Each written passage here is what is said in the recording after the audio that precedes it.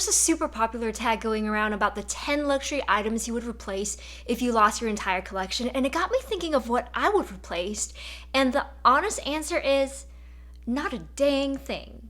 If I lost my entire current collection, I'll take it as a sign from the universe telling me to start fresh.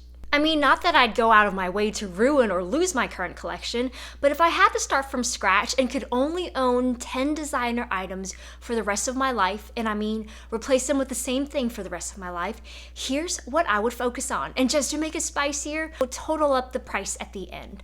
Let's go. So the very first thing I would get is a good old pair of reliable white designer sneakers. Now, I currently have the Kelly Day sneakers by Hermes.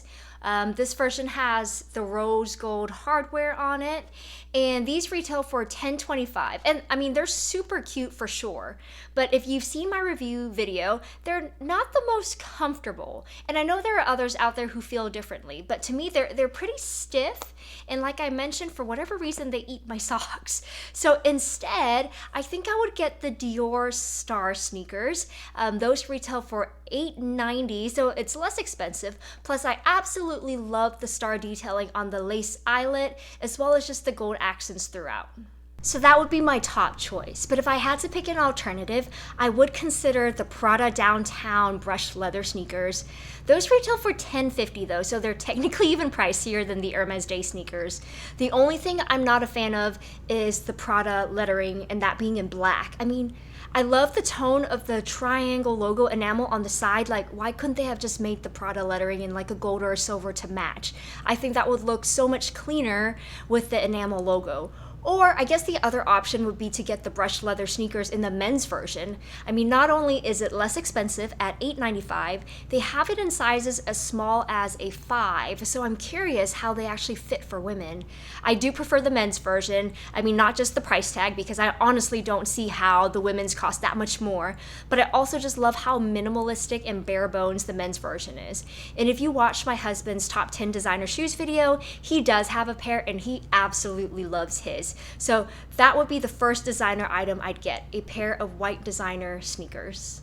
The second item I'd get would be a good pair of all-weather flats. Again, I typically don't invest in designer shoes, but if I were only to have 10 designer items, I think a pair of flats would be nice. So if you saw one of my more recent videos, yes, I have an entire collection of Chanel-inspired shoes, like these Steve Madden Ellison flats. And these, I think, retail for about $80. I don't remember off the top of my head because I did buy them on sale. And these have been fantastic, by the way. But I would definitely consider adding a pair of the classic Chanel ballet flats. I mean, versus the slingback or anything else, because I think a good pair of ballet flats just can be used all year round.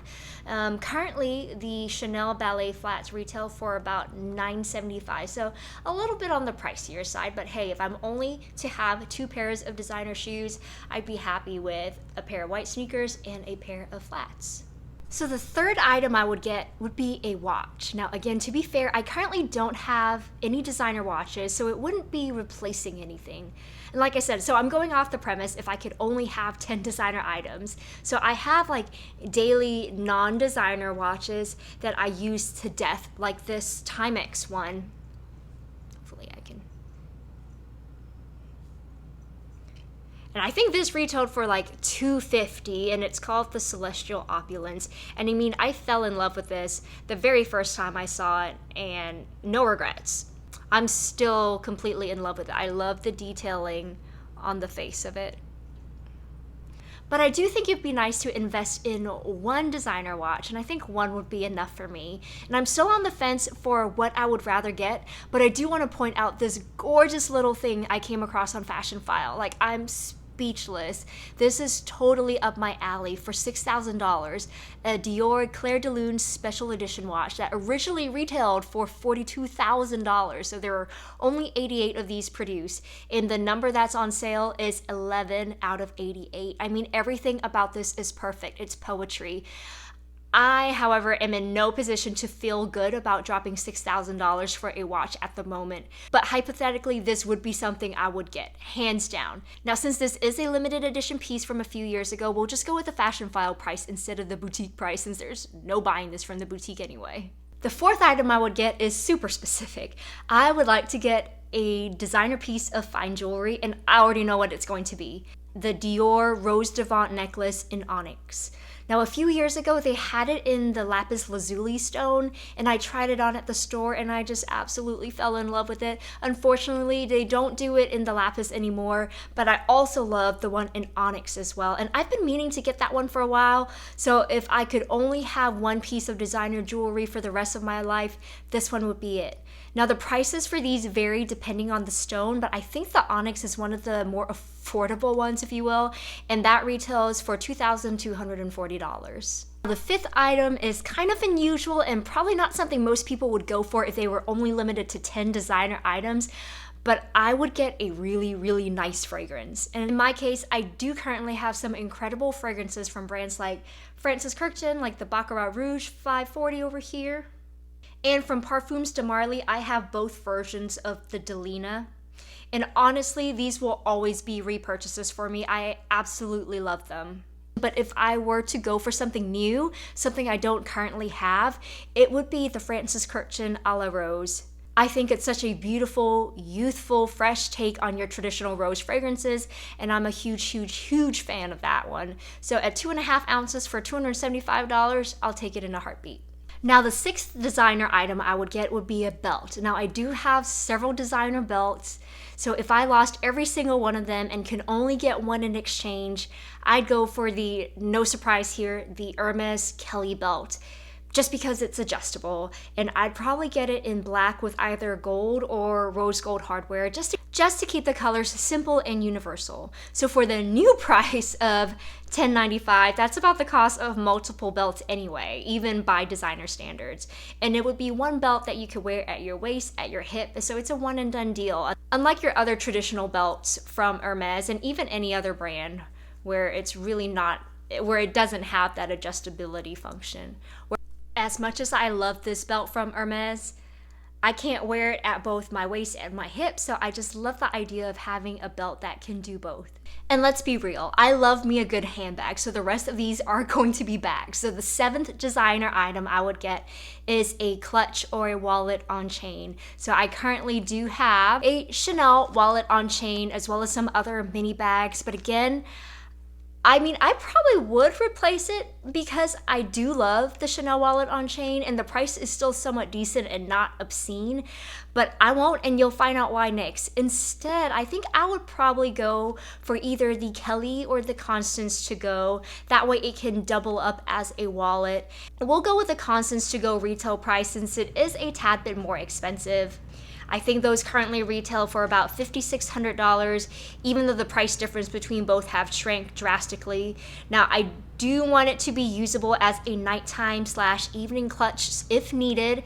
And so I would probably pick that in a more respectable color like black with gold or rose gold hardware, or even some dark navy blue, just to replicate my YSL Uptown pouch, which I also have, and because I find that extremely easy to dress up for the evenings.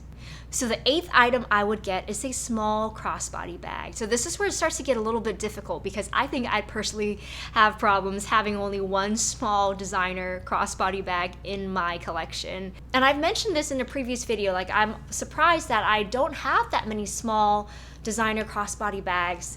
One of the few that I have is the Louis Vuitton Croisette in the damier azure print. But in the spirit of going with something I currently don't have in my collection, I'm gonna go basic. I'm going to pick a small Chanel classic flap. Even though, yes, the price tag is absolutely insane. I mean, what are we looking at nowadays? Like over $9,000 for sure, right? I mean, that is obscene, but hey, it would be a one and done deal. And that's why I probably wouldn't get another Chanel wallet on chain if we're gonna go for the classic flap to begin with. All right, let me see if I can get all of these bags in frame.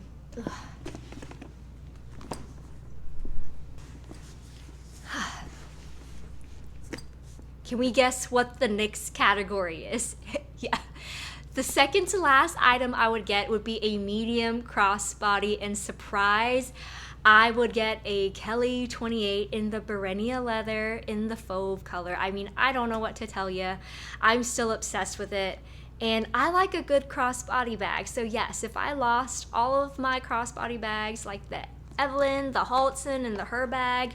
By the way, I would cry if something happened to all of my bags. Let me just put that out there. I would get a Kelly 28 as my one and only medium-sized designer bag. I honestly don't even know what a Kelly 28 in Berenia is going for these days, but just to err on the conservative side, let's say, what, $14,000? Now, finally, on to our very last designer item. The last designer item I would get if something were to happen to my Birkin 35. Okay, I'm cheating here a little bit, but with this one, I would get another Birkin 35, but hear me out, I'd get it in a different color.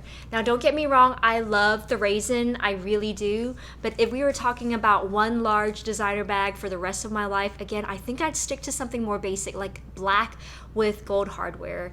And so I'm sorry, I absolutely just love the Birkin 35, and I use it as a work bag. If I could only get one work bag, this would be it. I thought of the Kelly 35 as well, but honestly, I load up my Birkin quite a bit. And I do take comfort in the fact that it has two really sturdy handles compared to like the top handle design of the Kelly bag. I would hate to see all that weight and strain on just one strap attached to a top flap, especially if it's not properly buckled down. And so to be honest, I'm not going to worry about getting another Birkin 35 from the store. I mean, there's just too many good deals going on pre-loved for those. So let's just go with this Swift leather black Birkin I saw on Fashionphile, and it's currently going for about, what, $12,000. And there we have it. Those are the 10 designer items I would buy if I lost everything.